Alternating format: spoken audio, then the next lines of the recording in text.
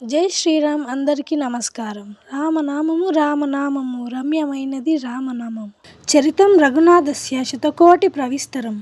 ఏదైనా అక్షర ప్రోక్తం మహాపాతక నాశనం.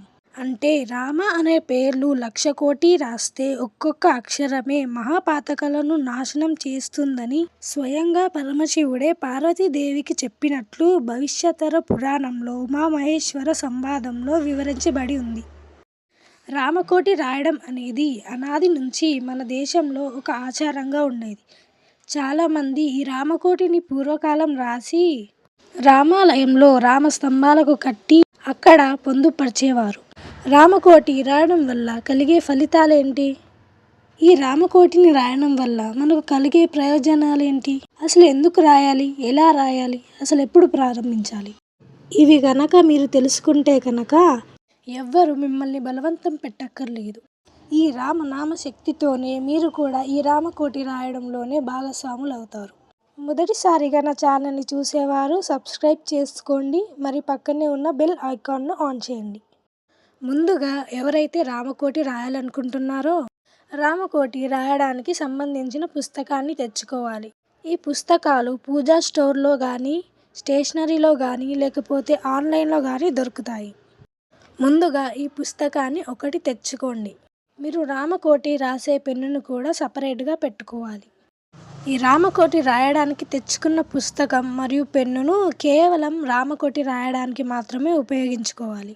ఇతర పనులకు ఉపయోగించకూడదు. ఈ రెండు అతి ముఖ్యమైన వస్తువులు కాబట్టి. మీరు ఈ రామనామాన్ని ఎప్పుడు రాయడం ప్రారంభించాలి అంటే, ఒకటి మీరు శ్రీరామనవమి రోజు ప్రారంభించవచ్చు. శ్రీరామనవమి రోజు కుదరని వాళ్ళు పునర్వసు నక్షత్రం ఏ రోజైతే ఉంటుందో ఆ రోజు కూడా మీరు ఈ రామకోటి రాయడం ప్రారంభించుకోవచ్చు. లేదు అంటే ఏదైనా శుభదినం రోజు మీరు ఈ రామకోటిని రాయడం ప్రారంభించవచ్చు. మీ మనస్సులో రామకోటి రాయాలి అనే సంకల్పమే మంచి ముహూర్తం అవుతుంది. కాబట్టి ఇందాక చెప్పిన విధానాలలో ఏదైనా పాటించవచ్చు. ఒకవేళ మీకు రామకోటి పుస్తకం లభ్యం కాకపోతే తెల్ల పేజీలు ఉన్న పుస్తకం తెచ్చుకొని దాంట్లో గీతలు గీసుకొని రామనామము రాయవచ్చు. ఎవరైతే కొత్తగా ఈ రామకోటిని రాయడం ప్రారంభించాలనుకుంటున్నారో శ్రీరామనవమి రాముల వారి పూజతో పాటుగా ఈ తెచ్చుకున్న పుస్తకాన్ని కూడా పూజలో పెట్టుకోండి. ఆ పుస్తకానికి 4 వైపులా పసుపు ఇంకా కుంకుమను రాసి శ్రీ అనే అక్షరాన్ని పసుపుతో రాసి దానిపైన కుంకుమను పెట్టండి. శ్రీరాముల వారి పాదాల దగ్గర ఈ పూజ అంతా అయ్యే వరకు ఆ పుస్తకాన్ని ఉంచండి. ఈ పుస్తకంతో పాటు రామనామం రాయడానికి తెచ్చుకున్న పెన్నును కూడా పూజలో పెట్టండి. ఇది పుస్తకం మాత్రమే కాదు, ఇది శ్రీరాముల వారి యొక్క రూపమే ఈ రామకోటి పుస్తకం. కాబట్టి శ్రీరాముల వారికి చేసే పూజను కూడా ఈ పుస్తకానికి నిర్వహించుకోండి. కాబట్టి ఆ శ్రీరాముల వారితో పాటు ఈ పుస్తకానికి కూడా ధూప దీప నైవేద్యాలను అర్పించిన తర్వాత శ్రీరాముల వారి పాదాల దగ్గర ఉన్న ఆ పుస్తకాన్ని తీసుకొని కళ్ళకు అద్దుకొని రామనామము రాయడం ప్రారంభించండి. ఇప్పుడు చెప్పినదంతా కూడా మొదటి పద్ధతి. ఇంకా రెండవ విధానం ఏంటంటే, తెచ్చుకున్నటువంటి రామనామం పుస్తకాన్ని ఇంకా పెన్నుని కూడా రెండింటినీ కూడా గుడికి తీసుకెళ్ళండి. రామాలయంలో పూజారికి ఇచ్చి రాముల వారి పాదాల దగ్గర పెట్టించి పూజ చేయించండి.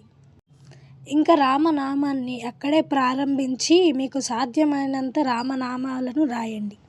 ఇంకా ఆ పుస్తకాన్ని భక్తి శ్రద్ధలతోని ఇంటికి తీసుకొని వచ్చి ఇంకా మీరు రోజు రామనామం రాయడం ప్రారంభించవచ్చు. ఇది రెండవ పద్ధతి. ఈ రామనామాన్ని రాసేటప్పుడు మెడలో పసుపు రంగు కండువా వేసుకొని రాస్తే మంచిది. శ్రీ అనే అక్షరాలను జత చేర్చి ఆ తరువాత రామ అనే అక్షరాలను రాయాల్సి ఉంటుంది.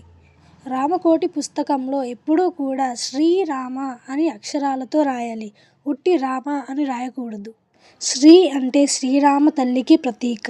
ఇంకా రామ అంటే స్వయంగా ఆ శ్రీరామచంద్రుడే.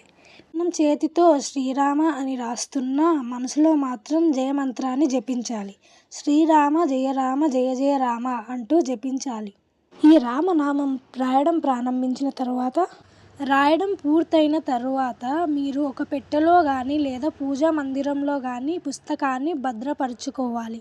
రామకోటి రాయడం ప్రారంభించిన తరువాత మీ శక్తి కొద్దీ ఎన్ని నామాలను రాయగలుగుతారో అన్ని నామాలను భక్తి శ్రద్ధలతోటి రాయాల్సి ఉంటుంది. ఈ రామనామాలను రాసేటప్పుడు ఎక్కడ పడితే అక్కడ కూర్చోవడం, లేదా టీవీ చూస్తూ రాయడం, లేదా వేరే వాళ్ళతో మాట్లాడుతూ రాయడం, ఇలాంటి పనులు ఎట్టి పరిస్థితుల్లో కూడా చేయకూడదు. మీరు రాసే 4 నామాలైనా భక్తి శ్రద్ధలతో రాయాల్సి ఉంటుంది. మీరు ఈ నామాలను రాసేటప్పుడు మధ్యలో ఏదైనా పని వచ్చినా లేదా నిద్ర వచ్చినా మీరు ఈ పుస్తకానికి నమస్కరించి ఆ పుస్తకాన్ని భద్రపరచుకోవాలి. ఒకవేళ మధ్యలో ఆపాల్సి వస్తే మీరు ఈవెన్ నంబర్ 6 నామాలు లేదా 8 నామాలు లేదా 10 నామాలు దగ్గర ఆపి నమస్కరించుకోవడం మంచిది. రామనామం రాయడానికి సమయం అంటూ లేదు. మీ మనసు లగ్నం అయినప్పుడు మీరు ఉదయం రాయవచ్చు, మధ్యాహ్నం రాయవచ్చు, సాయంకాలం కూడా రాయవచ్చు. మీరు మనసు లగ్నం చేసి ఎప్పుడైతే రాయగలరో అప్పుడు రాయండి. మీరు శ్రీరామనామం రాసేటప్పుడు సంఖ్య కోసం గబగబా రాయకూడదు. మౌనంగా రాయాలి. ఏదో కాలక్షేపానికి రాయకూడదు. మీరు శ్రీరామనామం రాసేటప్పుడు స్పష్టంగా రాయాలి. గజిబిజిగా గందరగోళంగా రాయకూడదు. మీరు ఎన్ని నామాలు రాయాలనుకుంటున్నారో అన్ని నామాలు భక్తి శ్రద్ధలతోని రాయండి. 1,00,000 నామాలు రాయడం పూర్తి అయిన తరువాత ఆ పుస్తకాన్ని స్వామివారి ముందు పెట్టి రాముల వారికి పూజ చేసి ప్రసాదాన్ని నివేదించి ఆ తరువాత 10 మందికి ఆ ప్రసాదాన్ని పంచిపెట్టండి. ఇంట్లో చుట్టుపక్కల వారికైనా లేదా గుడికి వెళ్ళి ఎక్కడైనా 10 మందికి పంచిపెట్టండి. ఆ రోజు పశుపక్షాదులకు ఆహార నిమిత్తం ఏదైనా ఇవ్వవచ్చు. ఇంకా పేదవారికి అన్నదానం లేదా వస్త్రదానం కూడా చేయవచ్చు. ఇలాంటి పుణ్య కార్యక్రమాలను చేసుకుంటే ఆ రామనామాలను లిఖించిన ఫలితం మొత్తం దక్కుతుంది.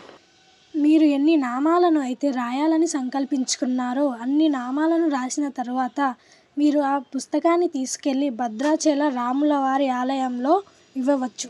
లేదంటే గుంటూరులో ఉండేటటువంటి రామనామ క్షేత్రంలో లేదా తిరుమల ఆలయంలో మీరు ఈ పుస్తకాలను అందజేయవచ్చు. మీరు ఈ క్షేత్రాలలో ఉన్న ఏ ఆలయంలో ఇవ్వడానికి కుదరకపోతే మీరు మీ ఊరిలో ఉన్న రామాలయంలో అందజేయవచ్చు.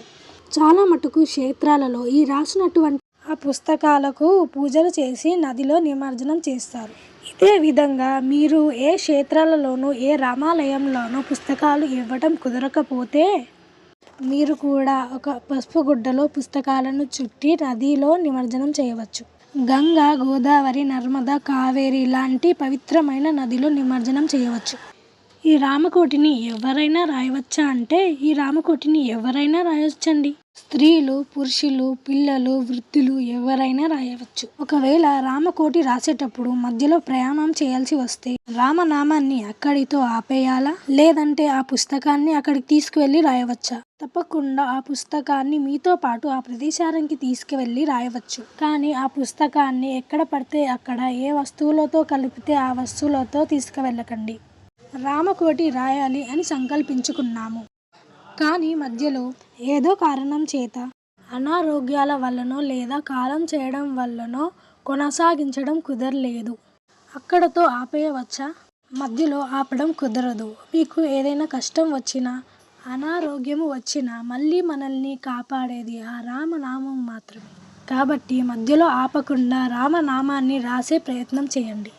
మరి దీనికి ఏంటి పరిష్కారం అంటే మీరు ఏ సంఖ్య వరకు రాశారో ఆ సంఖ్య వరకు ఆపేసి అక్కడ శ్రీరామ రామ రమేతి రమే రమే మనోరమే సహస్రనామ తత్తుల్యం రామనామ వరానని అని ఒక్కసారి ఆ సంఖ్య తర్వాత రాసి ఆ తరువాత ఆ రామనామాన్ని ముగించి ఆ తరువాత మీరు ఇంకా ఎన్ని రామనామాలను రాయాల్సి ఉంటుందో అంతవరకు ఆ నామాలను జపించండి.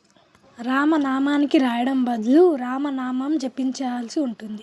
కనుక ఈ రకంగా రామకోటిని పూర్తి చేయవచ్చు.